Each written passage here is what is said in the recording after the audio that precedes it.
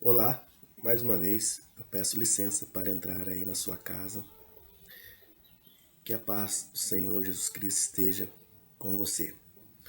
Que bom estar mais uma vez aqui juntos para que possamos falar mais sobre a palavra de Deus e também para que possamos estudar as Escrituras Sagradas. Seja bem-vindo, não tenha nenhum preconceito. Se você gostar desse vídeo, você pode deixar ali o seu gostei, o seu like. E também agora você pode assistir esse vídeo no YouTube, né? Se você quiser. Lá eu tenho um canal onde você também pode assistir quando você quiser, tá? E também você pode se inscrever lá se você gostar desse conteúdo, ok? Então, seja bem-vindo, seja bem-vinda. Que Deus abençoe grandemente a sua vida. Você com certeza já leu o livro de Apocalipse, não é? É um livro enigmático, um livro que muitas pessoas dizem que é um livro selado, um livro que muitas pessoas dizem que não compreendem, que é um livro que só fala de destruição e por aí vai, né? Tem muitas pessoas com concepções para tudo. Veja bem que o livro de Apocalipse é um livro de esperança, né? Para a minha vida e para a sua vida também. Quando você estuda a Bíblia, você percebe que o livro de Daniel, capítulo 12, versículo de 1 a 4, quando Daniel está tendo as visões dele, o anjo diz assim para Daniel: Daniel, cele ou feche essas palavras, que elas ainda é para dia distante. Você lembra dessa passagem? E em Apocalipse, o anjo diz assim para João: João, não cele essas palavras. Ou seja, essas palavras devem ser como estar para que é o tempo do fim, que é para João não selar as palavras. Veja que em Daniel diz que era para selar as palavras, porque o povo não estava ainda preparado para ouvir. Já em Apocalipse não, a mensagem é aberta, né? Veja que o Apocalipse capítulo 4, capítulo 5, ali quando o Cordeiro, que é Jesus, então ele abre o livro, né? Então veja que interessante, a Bíblia é a sua própria intérprete.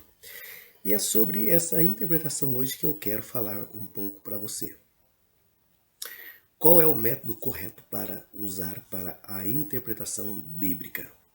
Hoje eu vou dar para você então o método que nós usamos para a interpretação bíblica. Tá? Eu vou ler aqui sobre. Eu já falei várias vezes sobre, sobre isso, né? Que é chamado a exegese bíblica, hermenêutica, fazer estudo de escatologia, de lugar geográfico, o tempo da época, o tempo da cultura da pessoa. Por exemplo, quando a gente vai ler as cartas de Paulo a Coríntios, nós temos que entender a cultura daquele povo da época. Tudo nós precisamos de estudar para que possamos entender mais o que o autor da época queria transmitir para o povo da época. E através, depois que nós entendemos o que o autor inspirado quis dizer para o povo da época, aí nós trazemos para os nossos dias. Nós não podemos ler a Bíblia com a intenção de trazer o que está escrito aqui e aplicar para nós agora. Nós não vamos entender. Então nós temos que primeiro entender o que ele diz para o povo, para os primeiros leitores. Depois sim, e aí nós traz para os nossos dias. É assim que nós devemos entender. A Bíblia ela é universal e ela tem profecia para o tempo do fim. E é o nosso manual de regra e prática de fé. Nós lemos vários livros, né? Mas só a Bíblia ela é transformadora. Como eu já disse em outros vídeos, a Bíblia não é para informação, mas sim para transformação.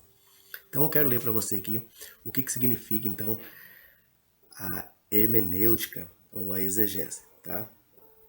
A ciência e a arte do estudo bíblico recebe o nome de hermenêutica. Essa palavra significa simplesmente interpretação. A hermenêutica bíblica é o processo interpretativo de descobrir como o texto bíblico antigo é relevante para nós hoje. Quando a hermenêutica é aplicada à análise do texto bíblico, ela é chamada de exegese, palavra do grego extrair. Então vamos lá. Quando nós aplicamos a hermenêutica ao texto, ela recebe o nome de exegese. O que é exegese? Exegese é você tirar do texto aquilo que o texto está dizendo. Isso chama exegese.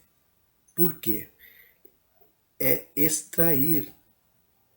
E tem uma outra palavra que chama exegese, que é você colocar no texto aquilo que o texto não está dizendo.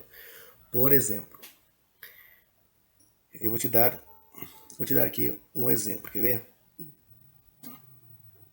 Quando lemos Atos capítulo 10, quando Pedro tem uma visão, ali Pedro tem uma visão descendo o lençol do céu que diz assim: Pedro, tem todos os animais de todos os tipos ali, imundo, limpo, todos os animais. E aí a voz diz: Pedro, mata e coma.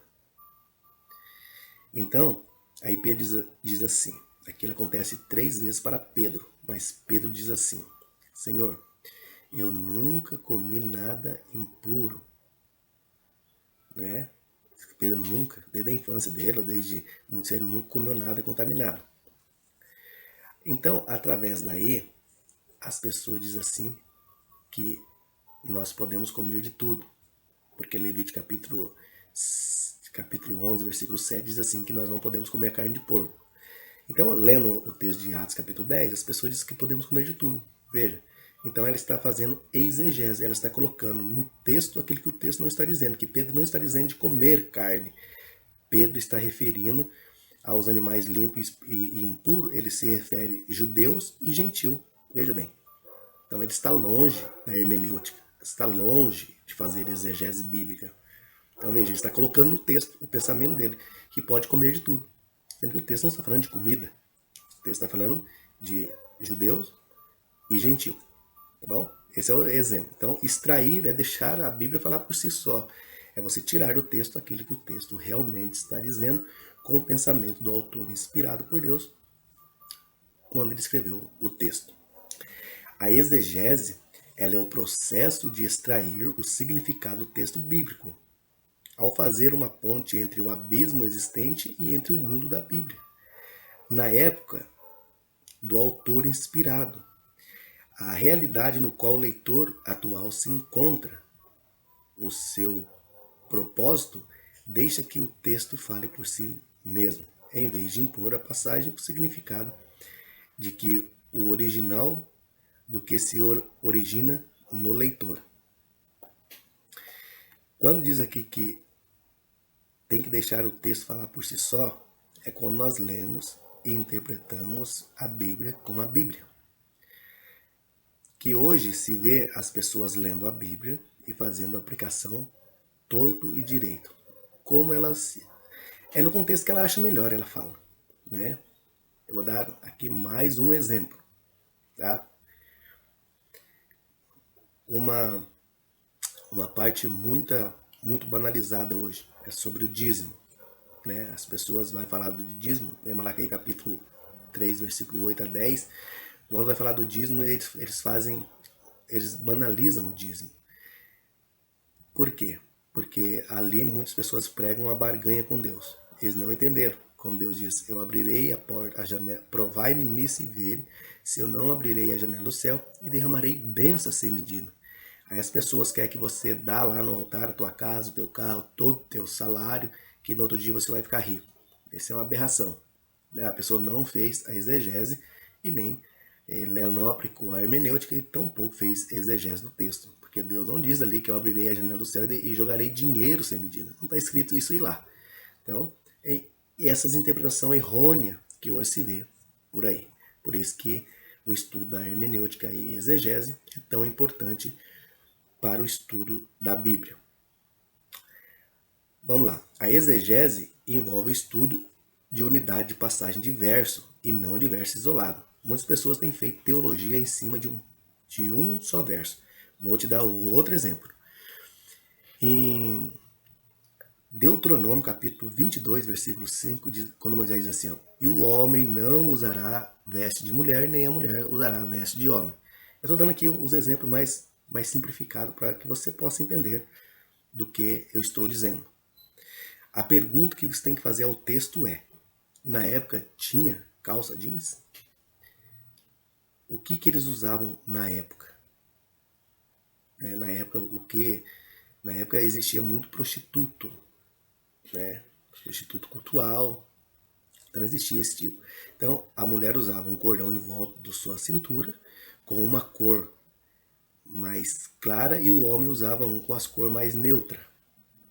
E aí os prostitutos estavam usando o mesmo cordão que as mulheres usavam. Por isso que Moisés está dizendo a vestimenta, não está dizendo ele usar calça, nem existia, eles usavam só uma túnica. Então é sobre isso que quando diz que tem que estudar exegese e hermenêutica, está se tratando desse assunto, tá? Então vamos lá. E não de texto isolado, né? Como muitas pessoas fazem de doutrina sobre um texto que não tem nada a ver, né? Você pode ver, eu vou te dar um outro exemplo meio rápido aqui. Pessoas não podem raspar a barba, outros podem usar barba grande, então assim, é uma controvérsia danada, né? Veja que em 1 Samuel capítulo 10, quando Davi manda, segundo Samuel capítulo 10, quando Davi manda os homens fazer uma visita ao rei, eles raspam a barba dos homens, os homens ficam envergonhados. Então Davi deixa eles, se eu não me engano, em Jericó, até que a barba deles cresçam para que eles voltem. Veja, um absurdo tremendo a pessoa dizer que o homem não pode usar barba. Né? Sendo assim, Deus não deveria nós, homem, aí ter barba. Tá? Só para você, estou dando umas ilustrações para que você possa entender. Vamos lá. A exegese, ela tenta, ela se envolve o sentido da palavra, em relação entre a palavra na frase, a organização estrutural de uma passagem e o seu contexto. Veja bem, o seu contexto, né? No seu contexto imediato. Depois que as unidades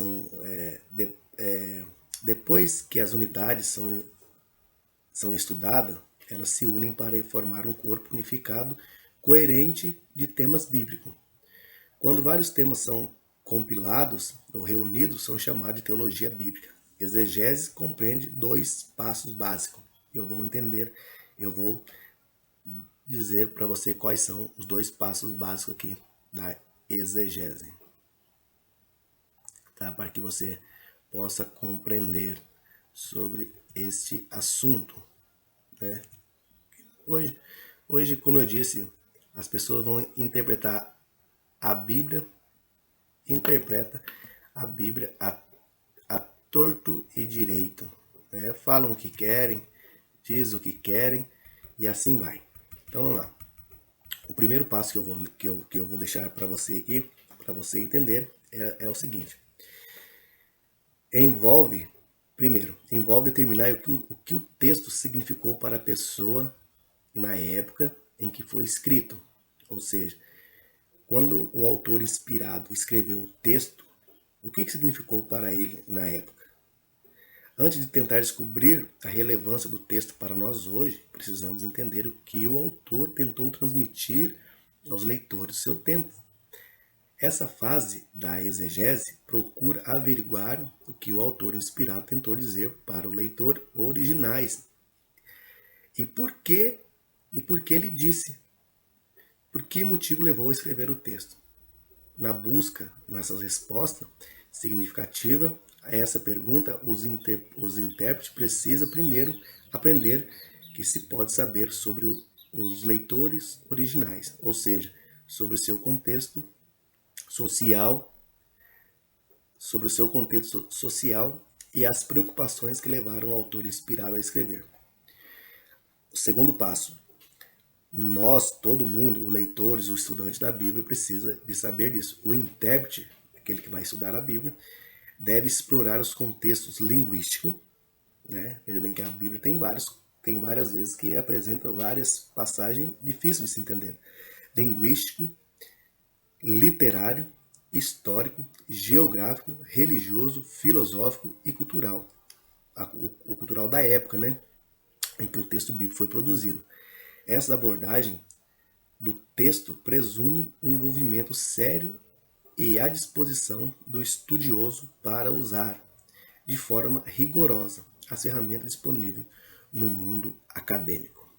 Então, essa parte da exegese da hermenêutica, ela é muito importante para o estudo bíblico. Eu espero que você tenha entendido. Eu vou resumir aqui então uma das últimas partes finais ali, que diz que o procurar explorar, né, os temas linguísticos, culturais, geográfico, filosófico, tudo isso nós devemos levar em conta quando vamos estudar. Por exemplo, eu vou te dar aqui um outro exemplo claro. Em Atos capítulo 4, quando Pedro está pregando sobre Cristo,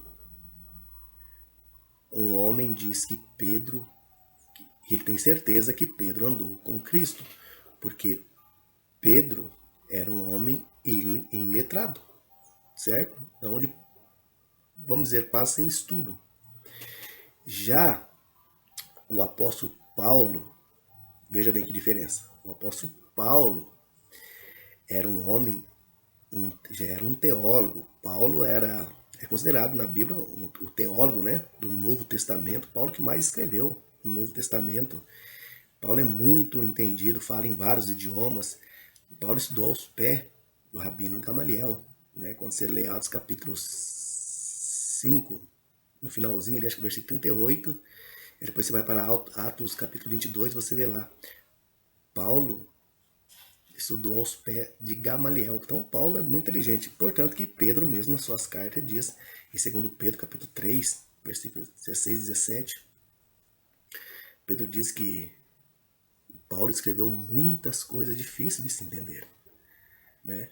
Então veja bem, nós temos que entender o que um autor inspirado disse, que o outro, e fazer então uma estrutura dos textos bíblicos, reunir todos os textos bíblicos sobre o mesmo tema para que fazemos a aplicação da hermenêutica e depois então fazer aí a exegese. Bom, agora que você já sabe de toda essa informação, eu vou te fazer uma pergunta a qual nós vamos aplicar agora esse método. Você já ouviu falar no número 666, ou seja, 666? Esse número é enigmático. Já fizeram várias lecturas sobre esse assunto.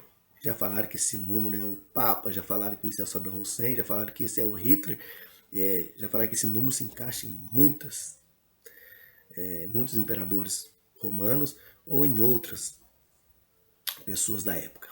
Mas, estudando as profecias bíblicas, não tem nada a ver com nada disso. Eu vou então fazer um estudo com você, um breve estudo, só para que você possa entender isso que eu acabei de dizer e fazer a aplicação ao texto bíblico. Então, nós vamos ler hoje Apocalipse, capítulo 13, versículo 17. Vamos ver aqui. Deixa eu abrir a minha Bíblia aqui. Você pode abrir a sua Bíblia também aí. Apocalipse, capítulo 13. O versículo é na verdade, capítulo 13, 18. Bom, mas antes de nós lermos aqui o primeiro verso da Bíblia, eu gostaria de orar com você. Feche seus olhos, curva sua fronte, vamos falar com Deus. Querido bondoso Pai, mais uma vez, Senhor, nos encontramos aqui na Tua santa presença, onde nesse momento a Sua palavra vai ser aberta. Que Teu Santo Espírito, Senhor, faça presença aqui e também onde essa pessoa se encontra. Nos abençoa e nos guarde, Senhor. É o que nós pedimos no nome do Senhor Jesus Cristo. Amém. Apocalipse capítulo 3, versículo 18, diz assim: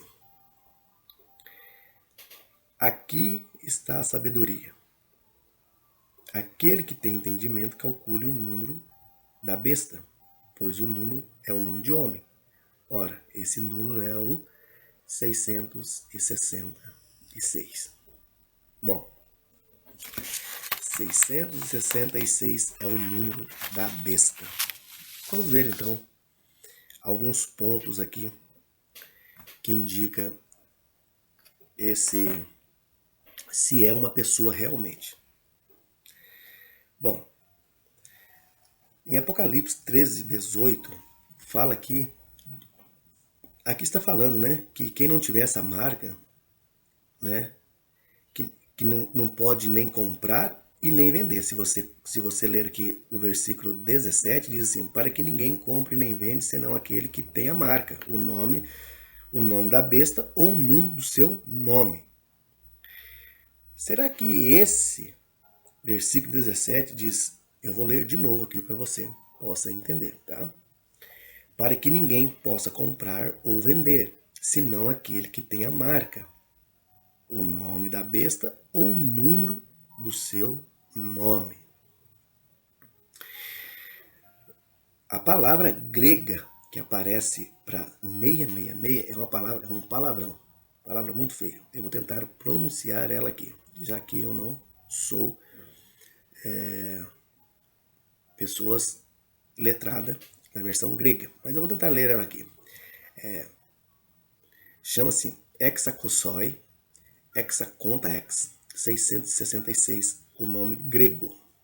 No segundo século, fizeram várias jecturas aí para tentar formalizar ali um nome, né? Então, no segundo século existia uma técnica, ela é muito popular, eles chamavam ela de gematria. A palavra é emprestada do grego geometria, né? Que significa manipulação dos números. Com resultado no número 666, já foi feitas várias conjecturas acerca do número. Muitos usam a letra hebraica com o valor numérico. O valor dos números pode significar vários imperadores romanos. Então, como eles faziam? Eles pegavam o alfabeto hebraico, né, e colocava lá, vamos supor, a letra Aleph, que é a primeira letra. Vamos supor, tem um significado de 1. Aí, depois a segunda, 2, 3, e assim vai pondo. Então, através disso, eles faziam então uma matemática ali para se encaixar pela a primeira letra do nome do indivíduo, né? Então já foram colocados homens imperadores como Nero, como Napoleão, como Calígula, Maomé, Hitler, e também deram um título até ao Papa aí, porque na tiara lá do Papa está escrito lá em latim, Vigarius Filis Dei, que significa o Filho de Deus. Essa interpretação, ela não se encaixa em lugar nenhum no contexto bíblico. As possibilidades são variáveis.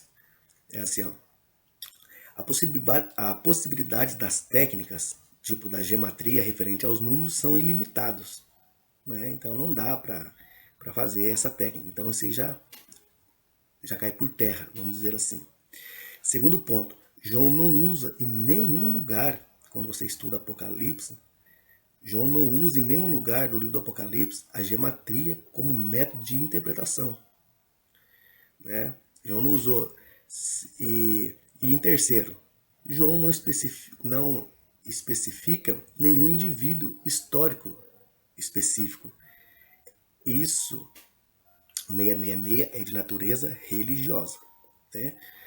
Em quarto lugar, se fosse para calcular, se fosse para fazer cálculos de números, João teria dado uma pista, mas isso não acontece em nenhum lugar do Apocalipse.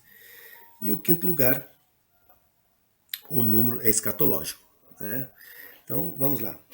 João se João quisesse que nós soubéssemos quem era o 666, se fosse um indivíduo, João ia dar alguma pista, dizer, tem que fazer a conta disso, daquilo outro. Mas isso não aparece no livro. Então veja bem que um livro é um livro escatológico, fala do número da besta, aquele que não tiver um número, o caráter da besta, do Apocalipse 13. Aquele que não tiver um número, diz que se esse não tiver. E o versículo 16 de Apocalipse 13 diz assim: todos, os pequenos e os grandes, os ricos e pobres, livre e escravo, que faz com que ele seja dado uma certa marca sobre a mão direita ou sobre a fronte. Ninguém vai colocar marca nenhuma na sua testa, escrever na sua testa, nem na sua mão vai implantar nada. Isso aqui é de caráter, né? Ao longo dessa explicação você vai entender. Então, é um poder, o número 666 é um poder político escatológico para o tempo do fim, tá? Então vamos lá. O Apocalipse, como eu li aqui, né? Não existe nenhum indivíduo histórico como Nero, Maomé, nenhum desses encaixa na escatologia, esses números, nem Saddam Hussein, nem nada. Vamos supor, o 666, ele aparece no Antigo Testamento. No Antigo Testamento vai aparecer aqui o número 666, que está aqui em 1 Reis, capítulo 10, versículo 14, que diz assim: o peso do ouro que trazia a Salomão cada ano era de 666. Detalhe: quando se refere ao número 666 aqui, foi quando Salomão começou a afastar-se de Deus. Salomão casou com uma princesa egípcia, né? Contra o ensino de Deus, que não podia se juntar com outros povos. Salomão juntou, então foi quando ele começou a se afastar de Deus, né? Esse símbolo é um símbolo da humanidade. O 6 significa o término da criação. Enquanto que o 7 é o número da perfeição. O 6 é o número de homem, né? O 6 se encaixa bem no número de homem. Enquanto o 7, o número 7 na Bíblia, é a plenitude de Deus, é a coroa da semana. Veja, quando chega ao 7º dia, é o dia que nós descansamos e adoramos a Deus, né? Que Deus abençoou e santificou o 7º dia. Então, o número 6 é o número da humanidade, o número de homem, é imperfeição. É quando um homem, ou quando o homem, ele busca glória em si mesmo, ao invés de buscar glória em Deus. Veja que o número 6 está em contraste com o número 7. Você está entendendo aqui? Quando o homem ele acha que por si só ele pode fazer tudo. Então, quando se diz o número da besta, o 666, e em Apocalipse, capítulo 14, versículo 1, diz assim: adorá-la-ão a besta. Veja, se trata de adoração, né? Adorá-la-ão a besta, versículo 14, 1. No versículo. Não. 13, 8. Perdão. Não é 14, 1. É 13, 8. Adora-la-ão todos os que habitam sobre a terra, aqueles cujo nome não foi escrito no livro da vida do Cordeiro, que foi morto desde a fundação do mundo. Então, por que adorarão essa besta que se encaixa no número 666, que é um poder político religioso? Veja, em Daniel capítulo 3, versículo 1, Nabucodonosor construiu uma estátua para ser adorada, né? E quem não adorasse aquela estátua seria morto. Então a estátua media 60, 60 côvados de altura por 6 de largura. E tem mais uma coisa. O, o número 6, o número 6 era o número da matemática babilônica, né? Sexagesimal, o número 6. Por quê? O número 6 ou o número 60 correspondia ao Deus supremo do panteão babilônico. Em muitos momentos ele representava o Deus Ano e o Deus Marduk, né? Então, essa conta matemática diz que os sacerdotes babilônicos usavam nas roupas deles ali uma sequência de números que dava o número 666, ou seja, na horizontal e na vertical. Somando esses números, dava aí o 666. Então, esse é um resultado babilônico. Como eu estava dizendo, em Daniel capítulo 3, versículo 1, Nabucodonosor constrói uma estátua. Veja que os números são correspondentes ao número 666. 60 côvados de altura e 6 de largura. Para ser adorada. Então a questão aqui é uma questão de adoração. Então o número 6 é o número de homem, né? Portanto, o número perfeito que a Bíblia relata é o número 7, que é o número da perfeição, né?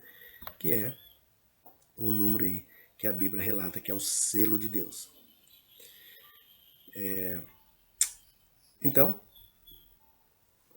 o 666 não se encaixa em nenhuma pessoa ou indivíduo, né? Nem histórico. Esse número ele se encaixa muito bem para o tempo do fim. É um número escatológico, que isso vai acontecer ali quando reunirem então esses poderes político e religioso, né? Que as pessoas vai ter um número, vai ter o seu caráter estampado na sua cara, né? Aquelas pessoas que professam a fé em Deus e aquelas pessoas que vai adorar a besta.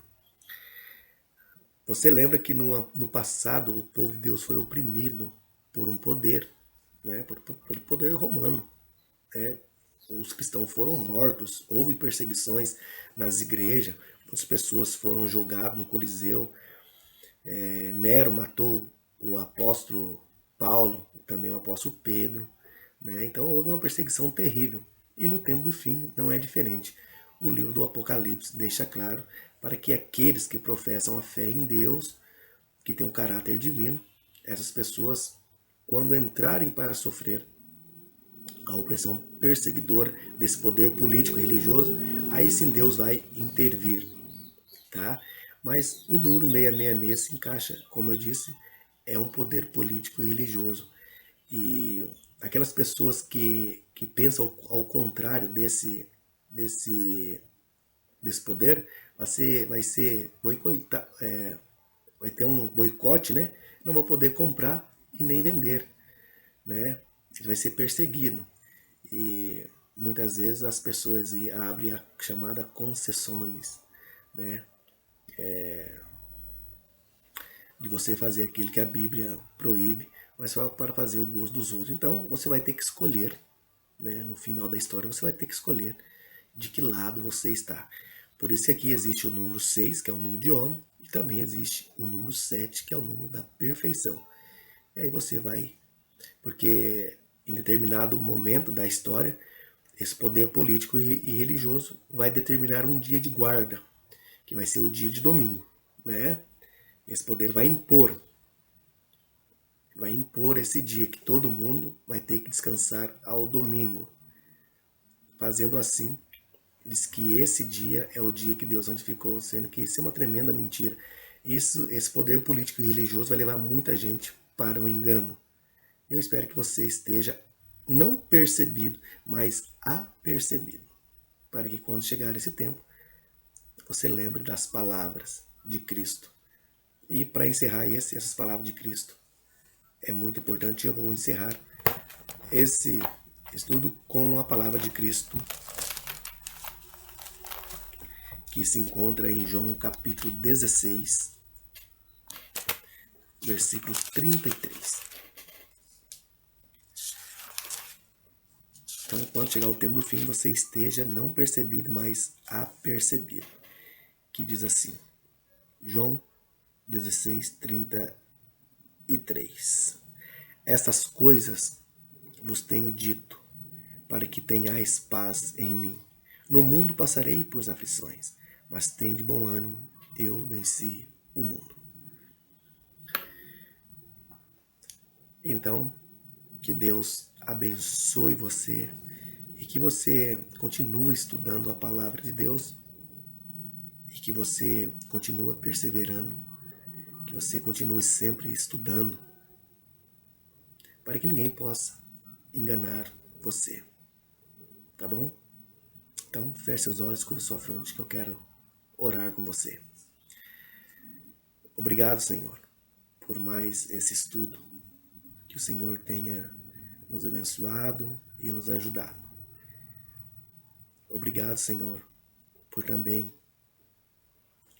nós entendemos, Senhor, que um dia o Senhor há de vir e que o Senhor vai intervir, Senhor, para que nada aconteça com o teu povo, os remanescentes.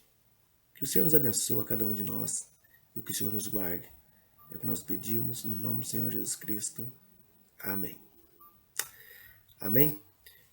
Eu espero que você tenha compreendido, então, um pouco mais sobre a palavra de Deus e também como usar os métodos para a interpretação da palavra de Deus. Que Deus abençoe grandemente a sua vida.